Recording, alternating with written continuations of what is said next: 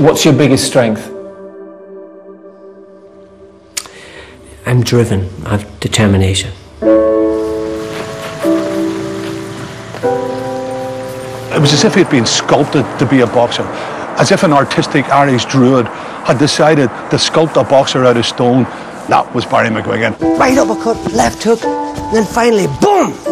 He could have been a footballer, he could have been a singer, but he chose boxing, and boxing should be very glad he did. I knew from the beginning that I could knock guys out cold. He was a wee man, but when he went into a ring, he was a giant. I didn't know how big a risk I was taking. We were in the nadir of the Troubles at that stage. Leave the fighting to McGuigan.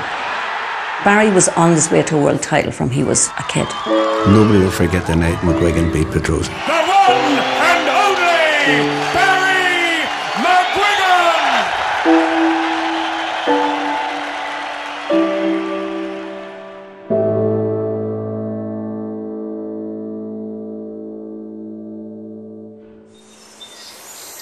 Clones was my hometown. Clones is right on the border. So literally I would walk 500 yards out the road and I'm in the north.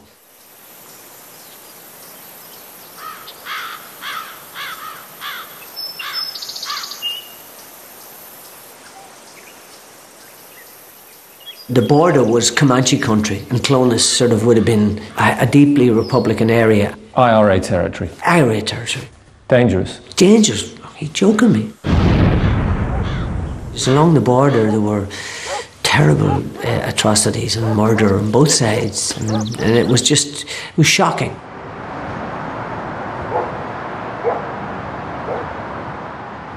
He was one of the most dedicated kids that we ever had coming into the club to train from he was 10 or 11 years of age. I'm 5'6" in height on a good day, and I have a 5'10" reach, which is unusual. I have big hands. My power is in my back, so I've got terrific power in my back. So I knew from the beginning that I could punch guys and knock guys out cold when I was a kid.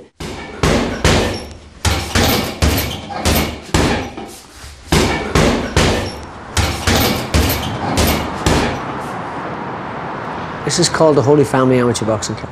It's been here for, I think, 40-odd years. This club has produced a number of Olympic medalists, international champions. I had a lot of success here. I mean, this was the start of the ladder for me. For the success to have actually happened, I had to come through these doors. The club has been formed in 42. They've been in here from 1969. And the kids were coming in from Tigers Bay, from the Shankill and from the New Lodge. So the kids always mixed here, and we have a rule in the club anyway. No political talk, no bad language, no drugs. Simply keep them rules and you're a member of the club. If you don't, you're out. When the Troubles were real bad, this was the only club would have been open then. This area was deeply, it still is, a nationalist stroke Republican area. Back in the day, it was a fairly intimidating place to walk into because, flags everywhere, murals on the walls, but still, this place was a sanctuary. People that were on the cusp of crime and getting involved in sectarian organisations, this club saved them. I went from juveniles straight through, almost like Amir Khan in many ways. I moved up to bantamweight and I won the Ulster Seniors, the Irish Seniors, the Irish under-19s. So it happened and accelerated very quickly.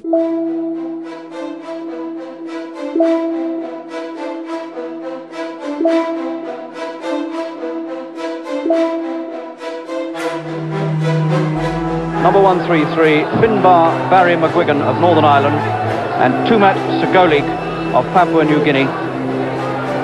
That was a tough fight because Barry took a count in that fight. And he hurt McGuigan. The legs have gone. Standing count. But he showed the battle that he had, and the fitness that he had, and the strength that he had. As a young man is boxing a really tremendously courageous battle.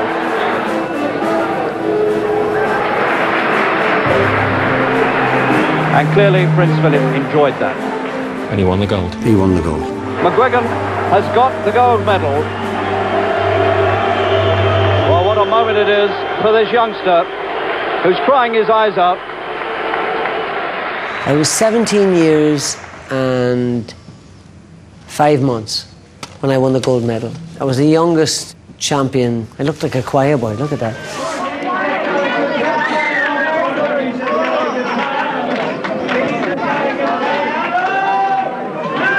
Very proud indeed, Ziggy. But then again, this is what we always expected. This is what we wanted. There were a few tears? Oh, there was a bit, yeah. But I couldn't keep them in. I was from the south, but my father's family were from the north, so I qualified that way. But actually, I shouldn't have been in the Northern Ireland team. I suppose the people from the south, they were very happy with my success, but I had represented the 6 counties, therefore Britain. Crossing borders. Yeah, crossing borders and carving out a road that hadn't been done before. Barry, you've been awarded the Sunday News Sports Personality Award for 1978. Leslie, I'm very happy to be asked to present this trophy to the boys. 3 3-minute rounds wasn't enough for me. Just wasn't enough. I was only getting going when the fight was over. I knew that the pro game would suit me. It would suit my style, it would suit my physique. You were ready to turn pro? Yeah, I was ready to turn over.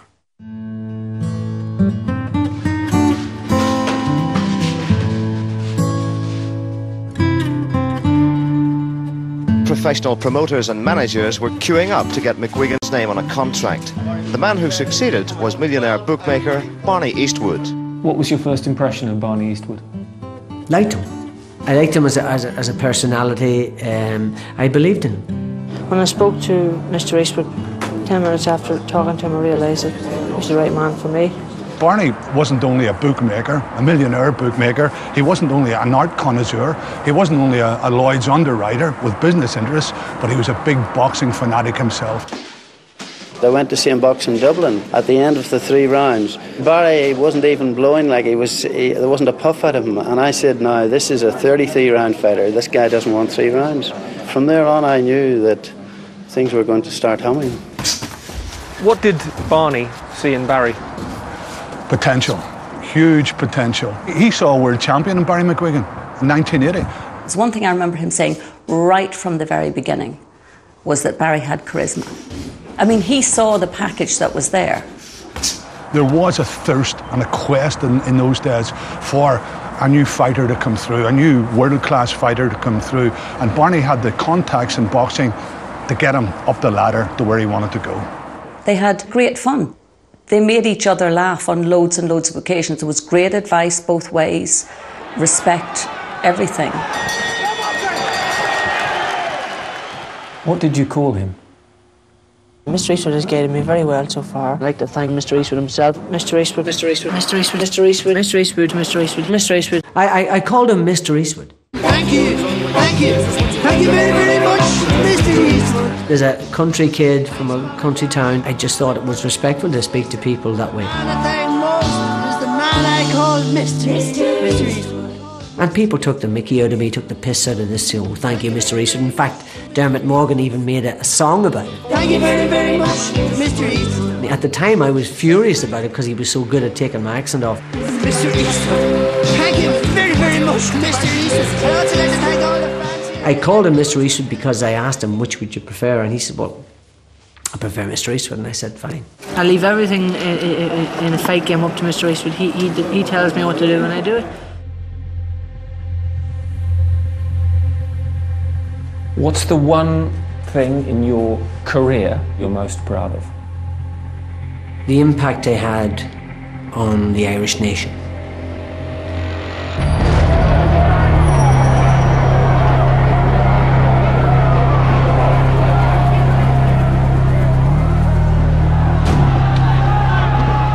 Boxing is unique in that it's a violent sport, and yet it's appreciated so much, and it's so intuitive to the Irish psyche, the Irish people. Back in troubled Belfast, As he passes the army checkpoint to his gym every day, McGuigan has been aware of the responsibility he has in this country divided by religion, politics and the border. The curbstones painted green, white and gold up the IRA, or red, white and blue up King Billy. People dying and sadness, submerged in sadness. And I just thought, I'm not going to get involved in that. He didn't care where they came from, who you were or what you were. He was only interested in boxing. There was nothing in it about politics in his blood at all. You go to one of his boxing matches, he's supported enormously. Sometimes by, of course, the most prejudiced people. I mean, quite often it's those who would go to boxing matches who would be the most Protestant or the most Catholic, the most Unionist or the most Nationalist. And Barry brings them all together, and that must be good for Northern Ireland.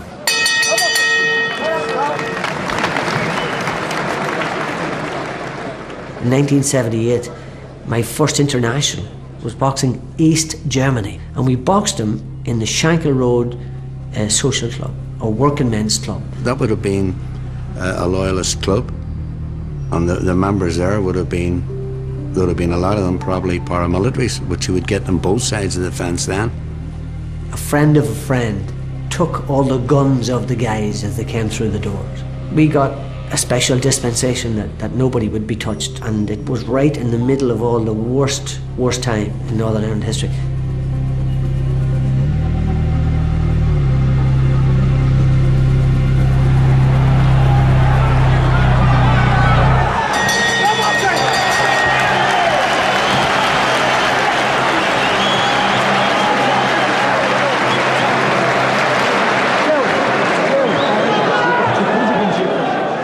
The one thing about Barry was that he himself never preached about unifying anything. Some of his fans did, some of his advisors did, Barry didn't. Leave the fighting to McGuigan. Barry literally left the fighting to McGuigan. And there is an expression, the honest Ulsterman. He was the quintessential honest Ulsterman. He never pulled punches in the ring, and he never pulled punches with the press. Barry McGuigan is and was what you got. Half of me mates, best mates, are Protestants, half of them are Catholics. I mean, it makes no difference to me. Why did both sides buy into that? I think they liked me as a person. I think they trusted me. You have to trust somebody. The truth is, they believed that what I was doing, they believed me. His wife's a Protestant, you know, so Catholics don't mind him being married to a Protestant, because really at the end of the day, it doesn't matter here, you know. Belfast boxing fans were discerning boxing fans. I put him down as a manager. Rocky Marciano didn't take punishment, but give it. What appealed to me most was his body punching. That was fantastic. He lifted the fella right off the ground, you know. He could box, but he could fight and he could hit. So there was a combination that made me think he'd be a world champion.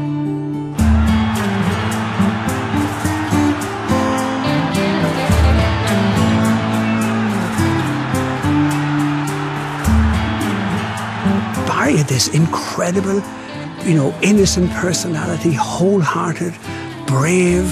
He was a wee man. God, he was a wee man when he started that. But when he went into a ring, he was a giant. And that's what sport does. It makes giants out of wee men. I didn't think that it was going to do him any harm, It only takes one man with one gun, with one bullet. Barry McGuigan, champion of the world. Oh, Jimmy. A dream come true.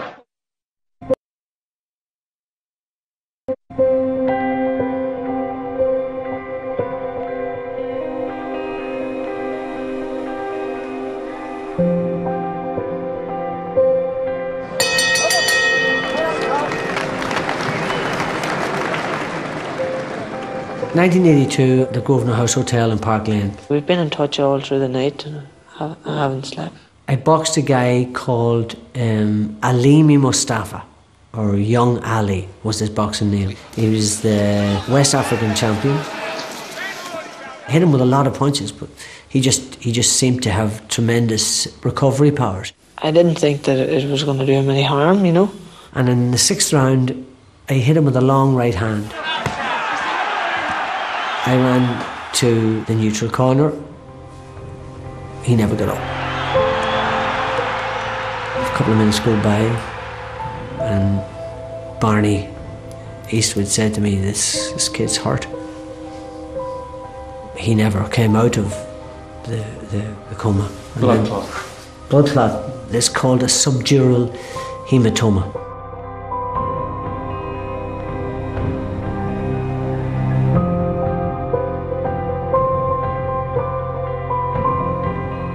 When Barry was approaching the fight, he approached it very seriously, especially after young Ali, the difficulty he had with young Ali. And he never wanted to hurt anybody.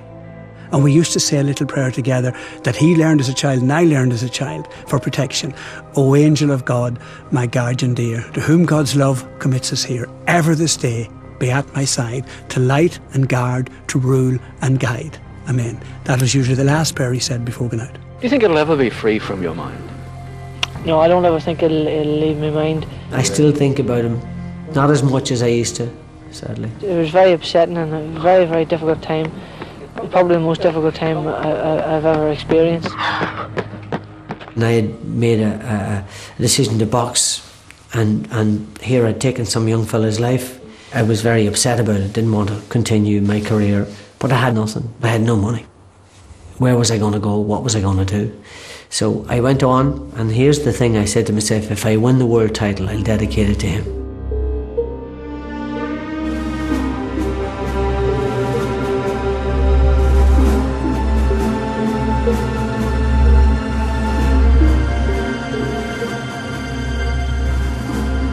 Maggie Thatcher had just signed the Anglo-Irish Agreement. The bombs were still going off. We were in the nadir of the Troubles at that stage. What sort of risk were you taking? Yeah, I was taking a considerable risk. Nobody from the South had ever boxed for the British title. I had to take out citizenship to fight for the British title. We knew this guy had the potential to be a world champion, but he couldn't be one if he didn't fight within the British boxing board of control and then the European boxing. That's the way it was. However, there were very many people in his local area who hadn't that vision. You know, people who were locked into bigotry and into the past, and they were dangerous people.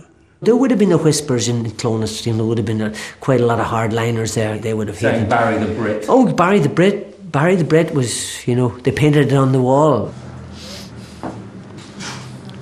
Well, sadly, Barney, I have to ask you about this threat which appeared in a Sunday newspaper. How do you, and indeed Barry, treat the rumours of a death threat?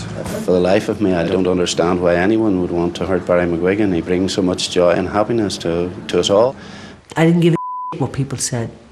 I didn't care what the hardline Republicans said. I didn't care what the loyalists said. They didn't matter a damn to me. Obviously, we'll just watch ourselves, and we have to keep watching Barry.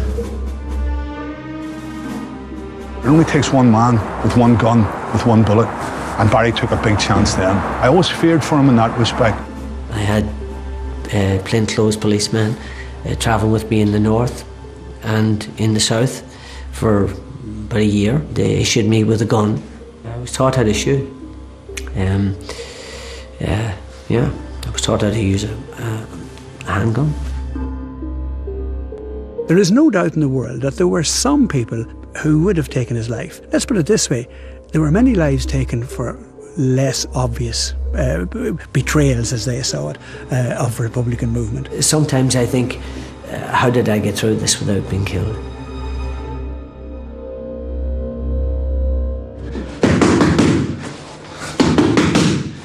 When did you first pick up a pair of gloves? When I was about 11 years old. They were a bit worn, proper horsehair gloves, no thumb guard, no nothing, old gloves. And I remember being fascinated with them, and then myself and my brother started sparring.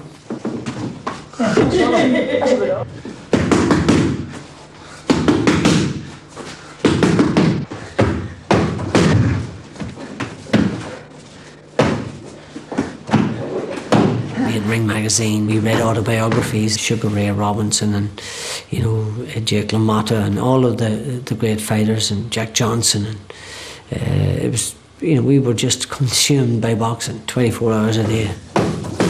It was a really special relationship. It was a really, really special relationship. So, I don't think it would have happened without Dermot. And he looked very defended against him after that, didn't he? After that, was it? He was a great coach. He could have been a very good boxer himself, but he had the talent but didn't have the commitment. And I didn't have the talent, but I had the commitment.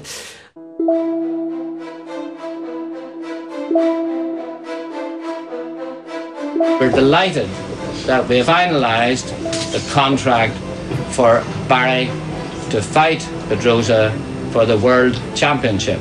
How good was Eusebio Pedrosa? He was a remarkable fighter. Absolutely remarkable fighter. The guy that he's fighting is a legend in his own lifetime. He's defended his world title 19 times in 7 years. I remember some of the people saying that he was an old man. Past his best. Past his best. 31, come on. For Saturday's fight, Irish travel agents are taking around 10,000 McGuigan fans to London. Wouldn't come to Belfast. The nearest they would box would be London. But we brought half of Ireland with us. An Irish army of over 13,000 have invaded London for the outdoor bout at Queen's Park Rangers soccer ground. The Shankill, the Falls, Catholics, Protestants, Republicans, Loyalists, Unionists, Nationalists. I didn't want to disappoint people. When the snowball was getting bigger and bigger and bigger, I felt an enormous pressure. I want him on the scales again. For me, there had to be a happy ending. For me, I had to win.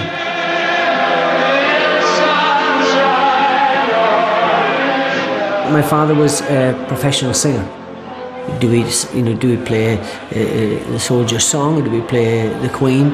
And I didn't want any of that. So my dad sang Danny Boy.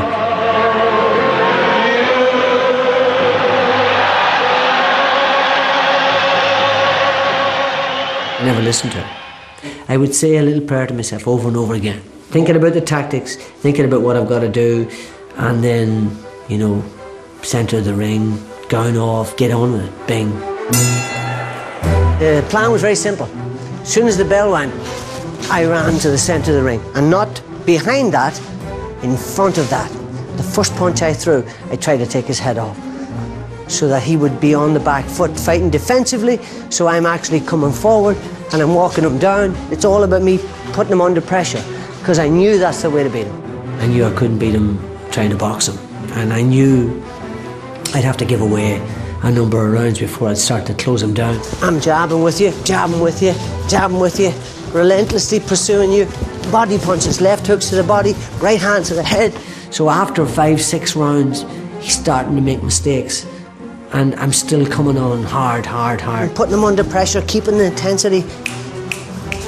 Always under pressure. In the 7th round, I broke through. Walking him onto a shot, right uppercut, left hook, and then finally, boom! And a big one, hell!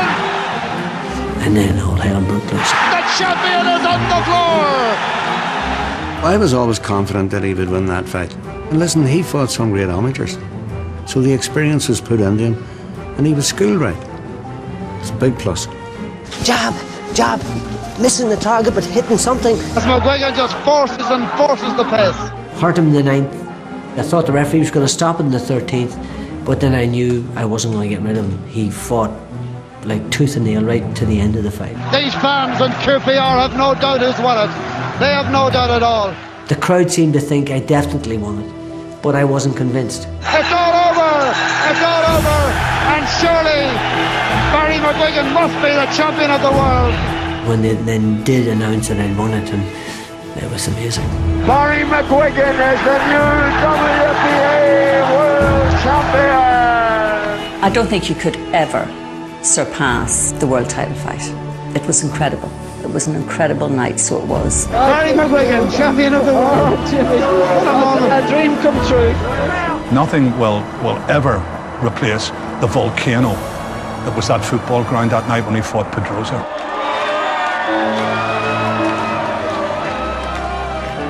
I remember dancing with Pat Jennings, and the head of the RUC was there.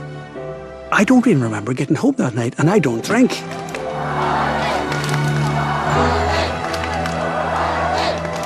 It could never possibly surpass that.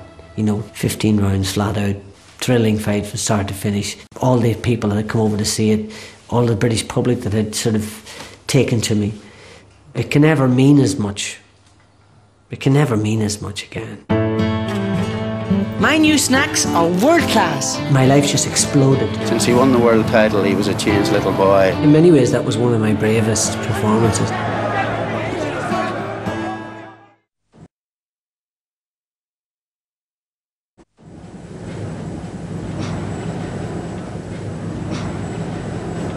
It was the moment that Barry McGuigan had waited for. To step back onto Ulster soil as the world featherweight champion.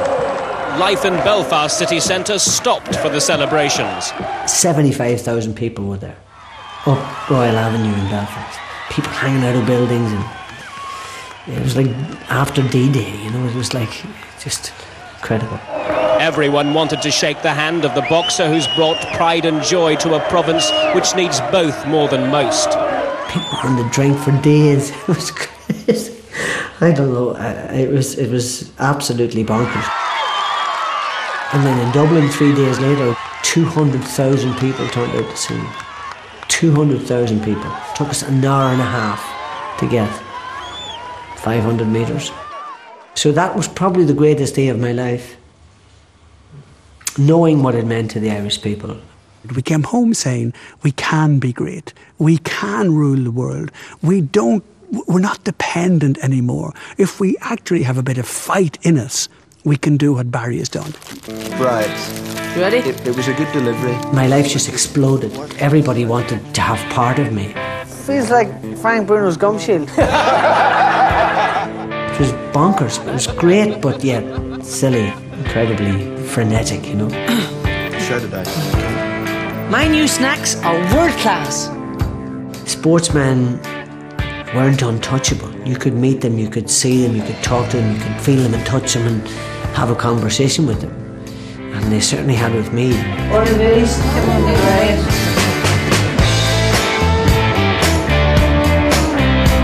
McGuigan in venomous form at the moment. Punching so hard, he's punching so often. The greatest fighting machine ever to come out of Ireland. You're a born star, in and out of the ring. You know, Barry, a guy doesn't have to wear a championship belt or wear boxing gloves to be a champion. You're a champion as a man. You're a champion as a human being. It didn't change me at all. It just changed my life. Jesus, it was crazy.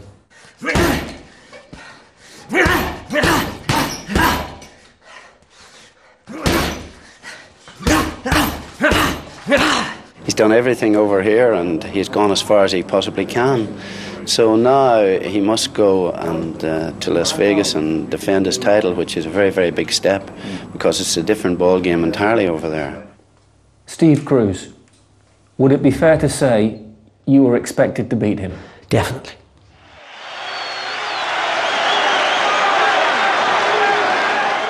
I didn't think he was in good form that morning before the fight. He wasn't happy with himself. I wasn't sure of the day at all. It was just the occasion had got so big. I got a foreboding about it.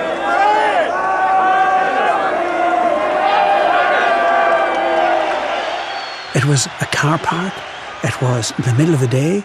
It's a desert. And the temperature is officially declared at 110 degrees. I had a plastic pen. I lifted the plastic pen to write at the beginning of the third round, and the plastic pen dissolved into a ball. It was that hot. In many ways, that was one of my bravest performances. That was one of my, you know, my best performances under the circumstances. It's the greatest fight Barry ever fought. And had it been now, a 12-round fight, Barry still would have won. At 12 rounds, he was well ahead. The last 3 rounds, he just disintegrated because of the heat. With 1 round to go, all I had to do was stand on my feet. All I had to do was to keep out of trouble.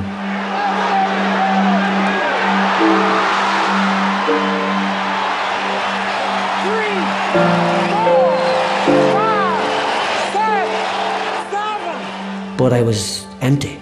I had no energy. And this is the great thing about boxing. I knew it, but he knew it too.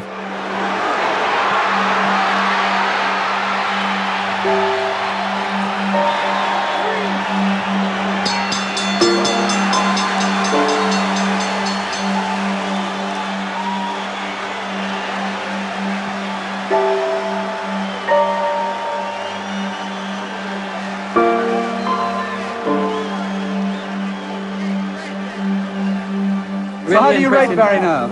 I still rate him in the top. He's one of the best.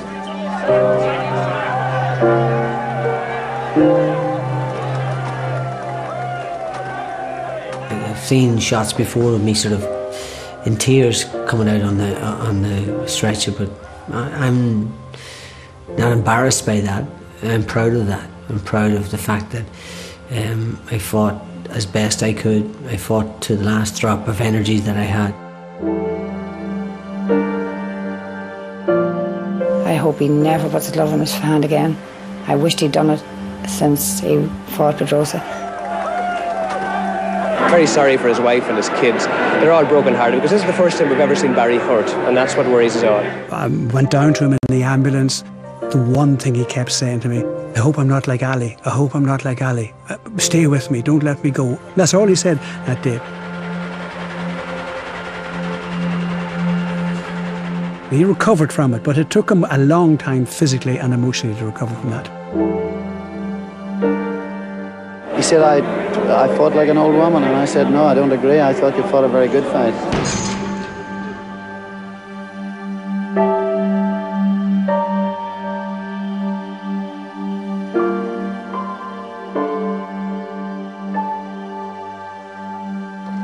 Barry McGuigan wants to obtain a release from a contract he feels hasn't been fair to him financially.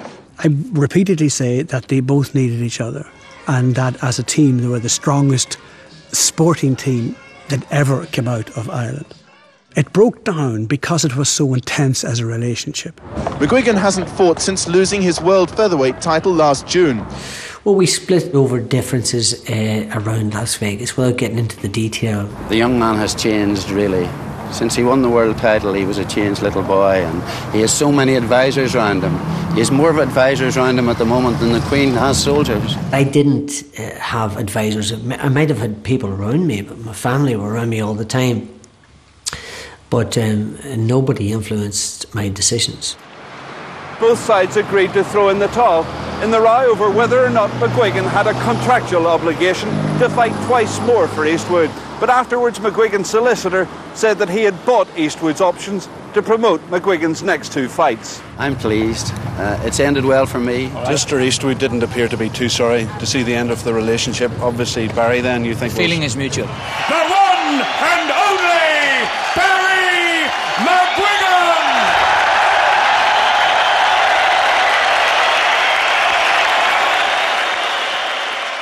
I'll expect a bit of ring rust, but I'm going to win. I didn't want to ask myself when I was 45 years old, should I have left it at that? Should I not have gone back? McGuigan is back, but he's got to do it in the ring now. I moved over to the UK. I teamed up with Frank Warren and I said, I'm gonna box again. To win a world title again, super featherweight, was the goal. But I had to prove to myself that I was good enough to do that. Oh, doubled that up. Oh, he's got to be hitting with a straight punch there. And yes, it's all over there. It was an inevitable finish. It showed tonight that I was on the ball, and I'm very, very pleased. Oh, I'm so glad it's over. Barry, I don't really want to interrupt that. That's obviously. I'm trying to get rid of the ring rust, fight sort of world-class guys, just below world-class, to know that I'm there or thereabouts.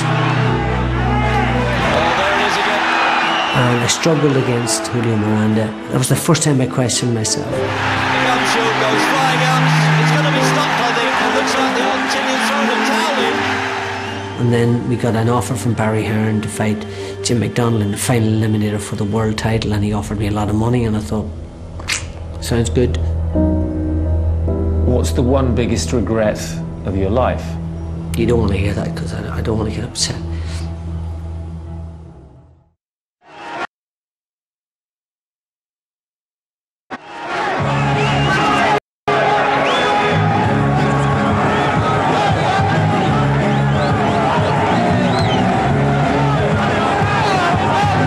Well, I tell you, Jim, it's a hard trek to get in this ring. Yeah, almost as hard a fight to get into the ring as he's going to have it once he gets there. If I'd have won that fight and looked as good as I believed I was going to look, I would have moved on then and fought for the world title.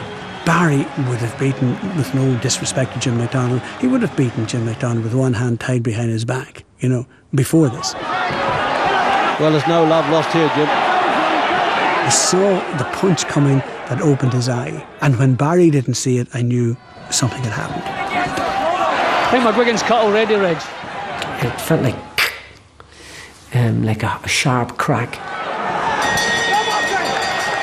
I remember coming back to the corner and poor Ernie Fossey, God rest him, was in the corner and I came back and went, oh! That looks a terrible cut. It looks a long one, a deep one and a bleeder. I think he had serious problems. I knew I was going to have a short time to turn the fight around, so I ran out and tried to engage McDonald in the fight, and he was clever, smart boxer, moved around, used his jab, and Mickey Van said, that's enough. It's all over in the fourth round. Always on the cards there that was going to happen. Unbelievable. There we are.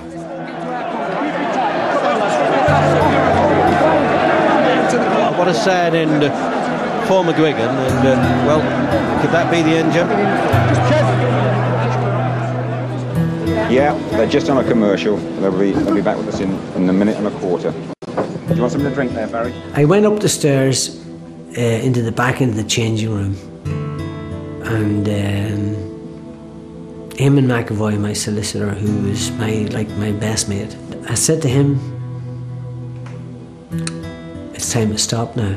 I've said in the past, had I lost, at any stage I would retire. I don't intend to reverse that. The magic's gone. I just like to announce that I'm never going to fight again. You got to come to the end at some stage, and this is the end for Barry McGuigan. That was his last fight. One of the best decisions he ever made in very difficult circumstances, and one of the bravest. How old were you? 28. You're only as young as the amount of punches you take. If you don't want it, get out.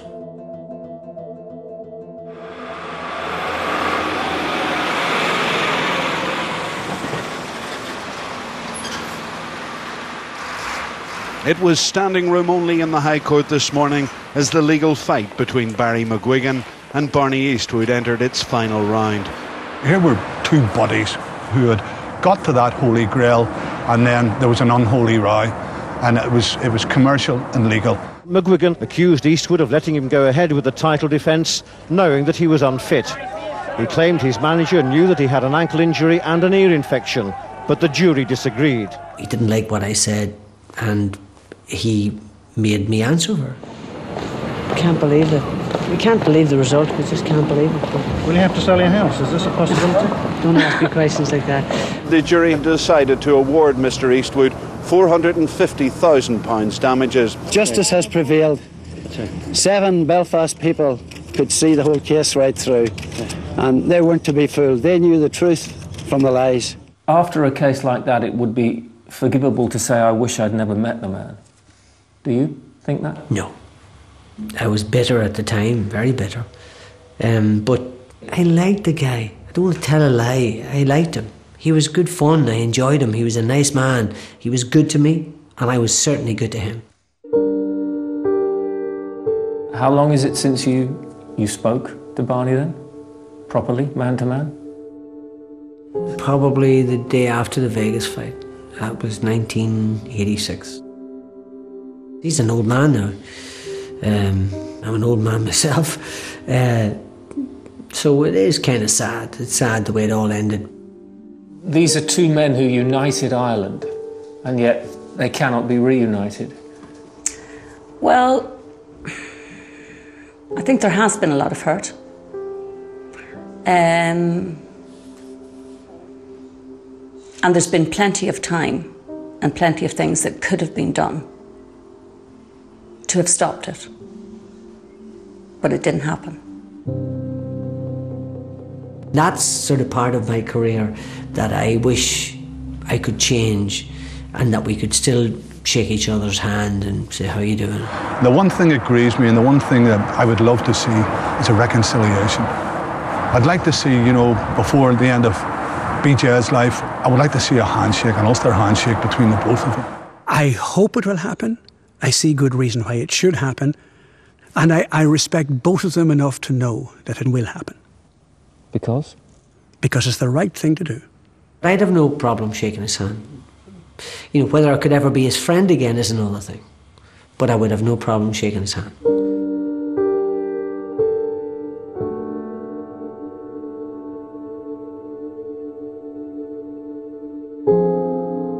And we're not just manager and fighter, we're very good friends. He's a very well-mannered lad outside the ring and people like him, so I'm hoping that he'll go on to greater things. So ends Ulster's longest and costliest libel trial, which ran for 5 weeks. What's the one biggest regret of your life?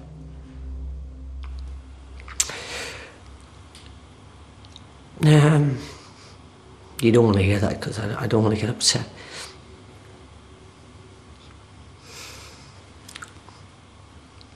Not having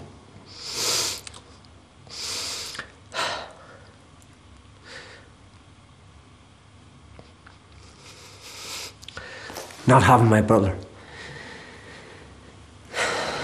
Dermot McGuigan was last seen alive here late on Wednesday afternoon at the family's former supermarket. About 8 hours later, his body was found in the building next door where he kept a flat.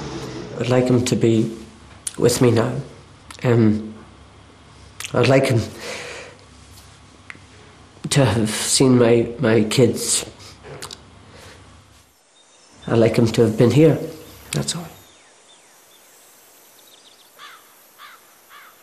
What effect did the end of your career have on your brother, Dermot? Don't go there. Seriously. In many ways, I walked away and started anew, if you like. For Dermot, it had a huge effect on him. He had a long-term relationship with this girl, and it fell apart, and he sort of couldn't get over it.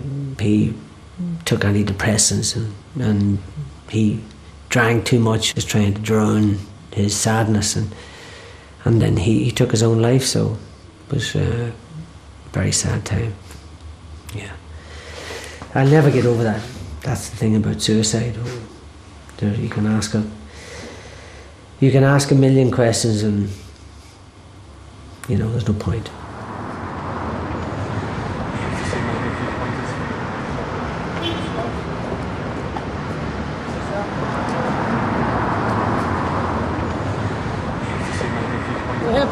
Alright boys, how's it going, fella?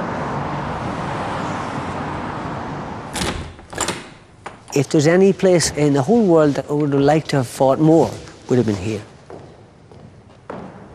When this place is packed and those seats are all filled, it is just like a wall of sound. A wall of sound, and they hang over the balconies and you feel like they're in the ring with you. It's like they're there.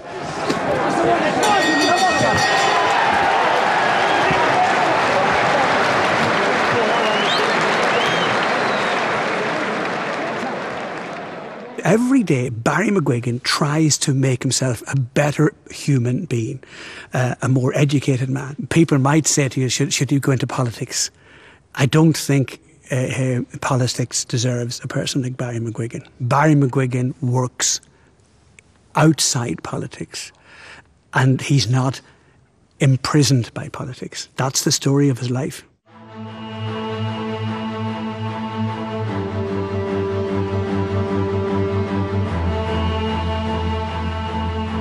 Will you ever come back to Ireland to live? I don't know. That's the honest truth. The longer I stay in England, the less likely it is. But this is home. I come here and I just immediately feel I'm home. Barry McGuigan's legacy is places like this, the Holy Family Club where he started as a youngster. His legacy was to come to Belfast, to become its adopted son, for that to be embraced by the whole of the island, by all people of all creeds and cultures. Winning the Commonwealth, turning pro, winning the British title, winning the world title. Everybody loves to meet him, all the kids love to meet him. They all want to be McGuigans, and that's the bottom line. You can start with nothing and will reach the top of the world. He started in a mingy wee hole of a boxing place in Clones, and he ended up the champion of the world. Ireland at the moment is on its knees. It needs to be reminded of people like Barry McGuigan. Where Barry went, everybody loved him.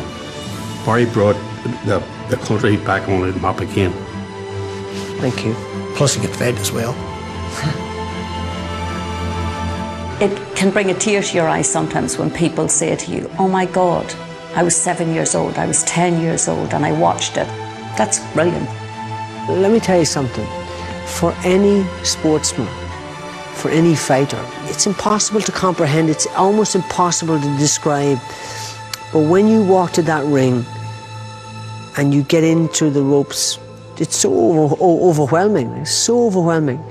So you get in that ring, you touch gloves and you say, okay mate, and you go back to the corner and you turn around your face.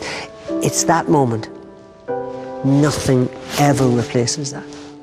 Nothing ever replaces that. For the rest of my life, I'll try to find something that will replace that. Hey, but I've got those memories.